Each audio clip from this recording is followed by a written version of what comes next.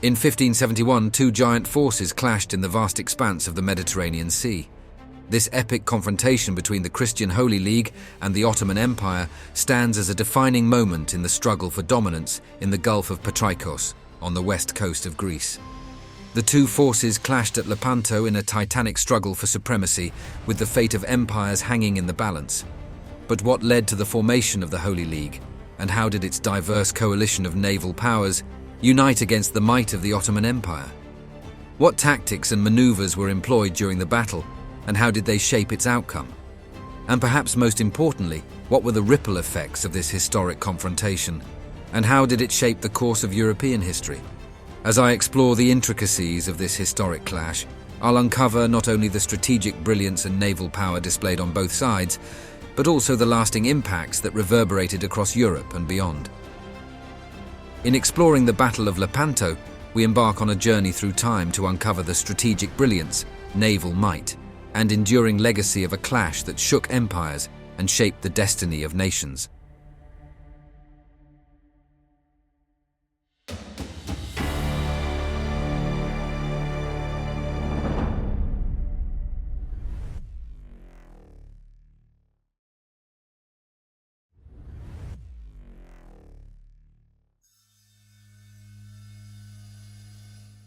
On the 7th of October 1571, as the sun rose over the eastern horizon, casting its golden hues upon the waves, two colossal naval forces converged, each driven by a different vision of supremacy.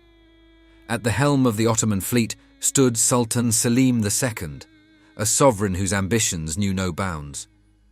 Under his reign, the Ottoman Empire had morphed into a maritime colossus, its reach extending across the Mediterranean. With a voracious appetite for expansion, Selim set his sights on the heart of Europe, igniting fear and defiance among the Christian realms of the West. Opposing the might of the Ottoman Empire was the Christian Holy League, a coalition forged from the amalgamation of diverse powers united by a common cause to stem the tide of the Ottoman encroachment. The Battle of Lepanto was not merely a skirmish, but a defining moment in the story of maritime warfare. But the stage for this epic confrontation was not set overnight. It was the culmination of decades of simmering tensions, territorial disputes, and ideological clashes that had simmered beneath the surface of the Mediterranean. The Ottomans, buoyed by their naval supremacy, had long dominated these waters. Their galleys, propelled mainly by the power of oars and with nearly 350 men on board, served as the vanguard of their imperial ambitions. Yet, as they pushed deeper into Europe, they encountered staunch resistance from the Christian powers, who viewed their advance as an existential threat to their way of life. The Battle of Lepanto was in many ways a microcosm of this broader struggle for dominance. It was not merely a clash of swords and cannons, but a collision of civilizations, each vying for supremacy over the seas. Recognizing the imperative for a unified response, Pope Pius V emerged as a stalwart leader, pioneering the formation of what would come to be known as the Holy League. This was a name that had been used in the past to bring together a coalition of powers, starting as early as 1332. And under the visionary guidance of the pontiff, this seventh iteration of the Holy League crystallized into a formidable alliance, marshalling the maritime might of Spain, Venice, and the Papal States. Each member brought to the table a unique blend of naval powers, strategic acumen, and unwavering commitment to the cause of defending Christendom against the encroaching Ottoman tide. Beyond the core trio of maritime powers, the Holy League drew support from a mix of other European states that were all too willing to rally to the call for collective action. Nations such as Genoa, Malta, and the Kingdom of Naples lent their resources and expertise to the coalition, fortifying the League's strength and making it a truly formidable power. With its formation, the Holy League set its sights on a singular objective: to stem the relentless advance of Ottoman domination and safeguard the Christian bastions dotting the Mediterranean landscape. Bolstered by a shared sense of purpose, the League was determined to uphold the banner of Christendom in the face of the Islamic might of the East. The brilliance of the Holy League's strategy was not merely a product of military might, but stemmed from its meticulous coordination and inspired leadership. At its helm stood Don John, or Don Juan de Austria in his native Spanish, a title given to him by his half-brother Philip II of Spain.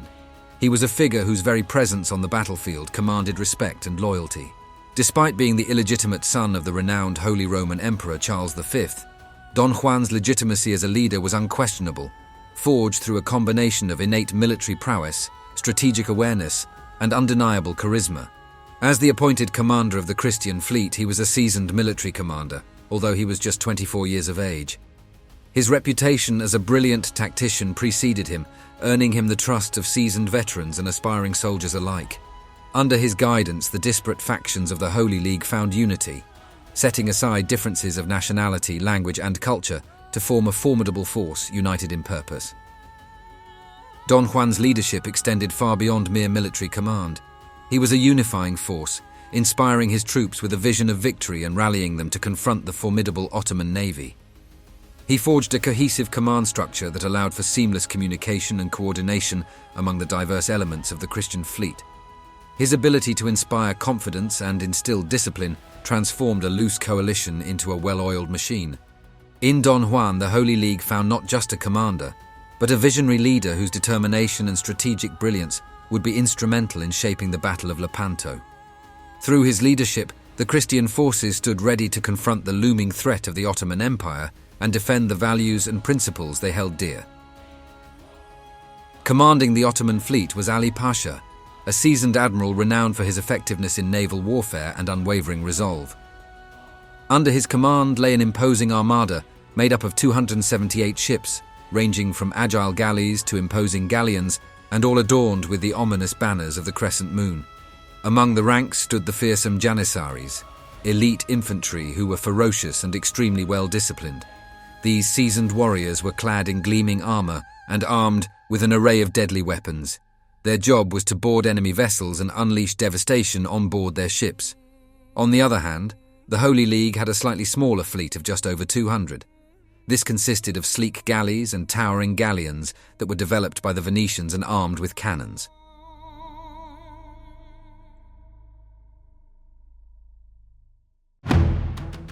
The clash at Lepanto began in the early hours of October the 7th, and as the sun rose on the fateful day of battle, the azure expanse of the Mediterranean became a theatre of war.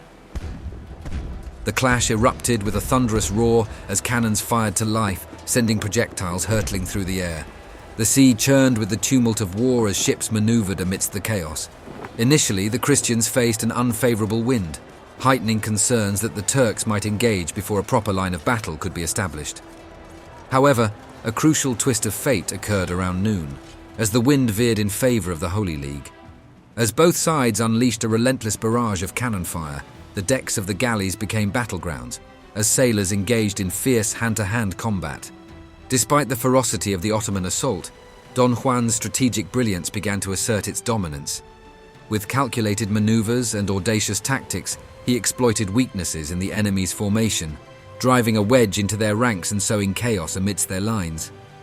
After 2 hours of relentless combat, the Turkish forces found themselves faltering on both flanks, their ranks crumbling under the relentless assault of the Christian fleet.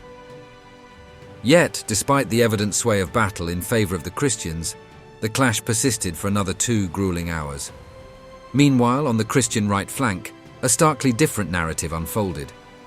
There, the Italian Admiral Giovanni Andrea Doria diverged from his assigned position, opting instead to navigate southward.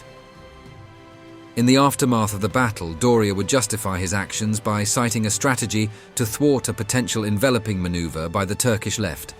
However, his decision met vehement opposition from his own captains, who perceived his maneuvers as an act of betrayal.